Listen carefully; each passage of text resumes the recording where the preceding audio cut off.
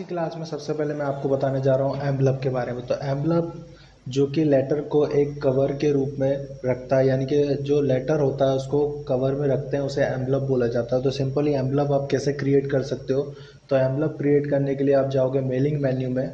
तो mailing menu में यहाँ मिल जाएगा आपको एम्बलप। ठीक है, तो यहाँ से आप एम्बलप पर क्लिक कर लेंगे। ठीक है, तो ये कुछ इस तरीके से एम्बलप क्लिक हो जाएगा। तो सिंपली यहाँ पर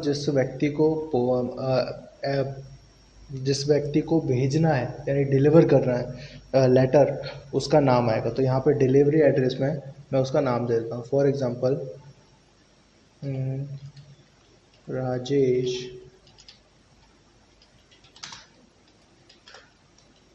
कुमार। ठीक है, address house number 45 LIG colon.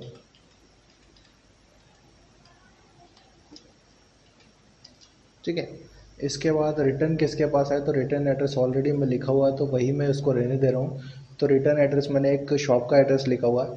ठीक है, सिंपली आप इसमें फॉर्मेटिंग कैसे कर सकते हो, तो यहाँ पे फर्स्ट फॉन्ट मैंने ले लिया, जैसे कि ये वाला फॉन्ट ले लिया, बोल्ड इटैलिक का है, साइज 12 ही रहे, कलर इसका ब्लू रहे।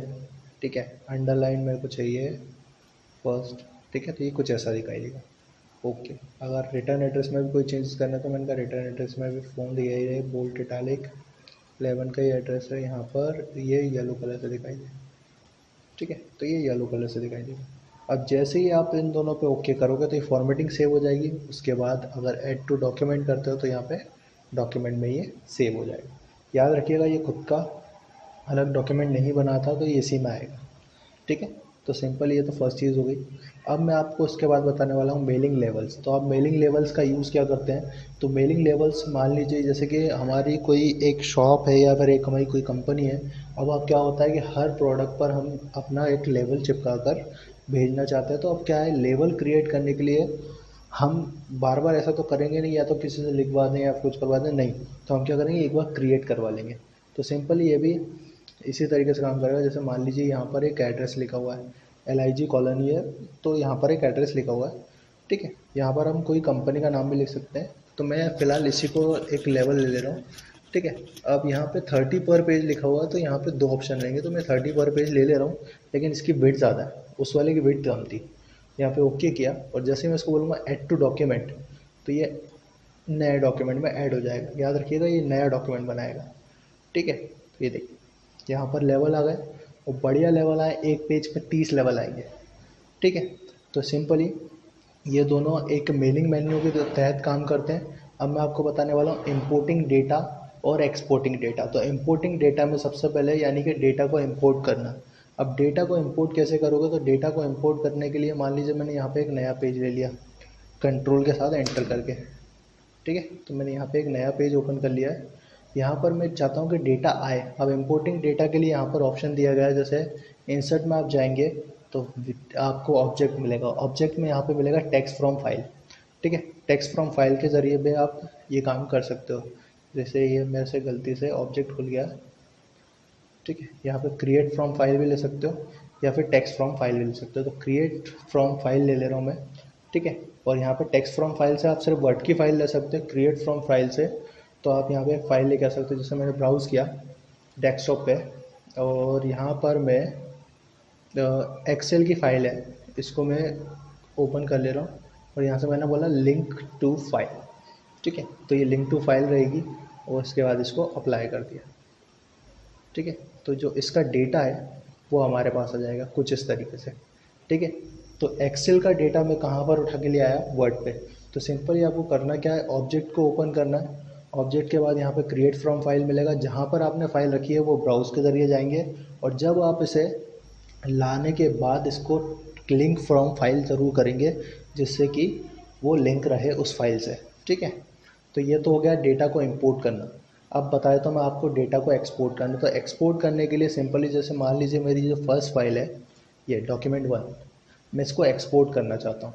ठीक है, तो एक्सपोर्ट करने के लिए या फिर मैं कोई नई फाइल ले लेता हूँ। यहाँ से मैं एक नई फाइल ले लेता हूँ। तो यहाँ पे मैंने एक नई फाइल ले ली, तो इक्वल R&D करके मैंने एक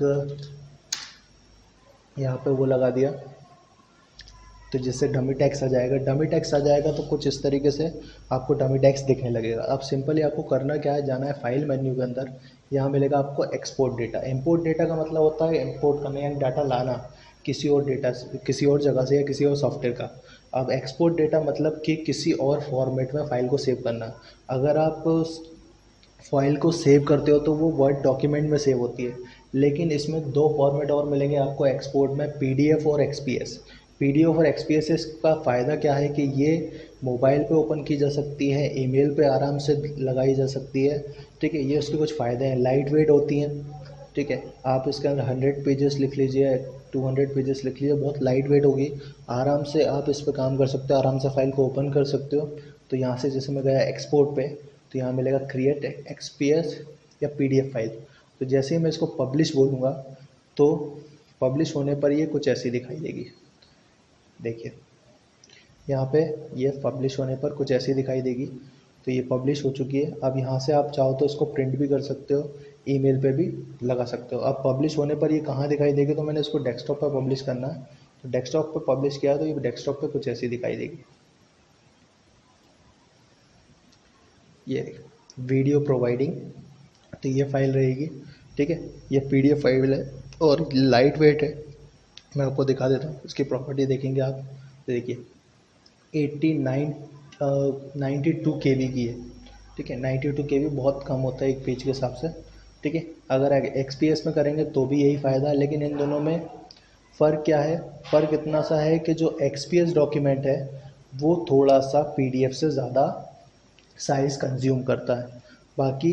और आपने पीडीएफ का नाम ज़्यादा सुना होगा तो इसलिए पीडीएफ में ज़्यादा यूज़ करना चाहते हैं लोग, ठीक है। एक्सपीएस का कम करना चाहते हैं। नेक्स्ट क्लास में मैं आपको इसके आगे बताने वाला हूँ, ठीक है।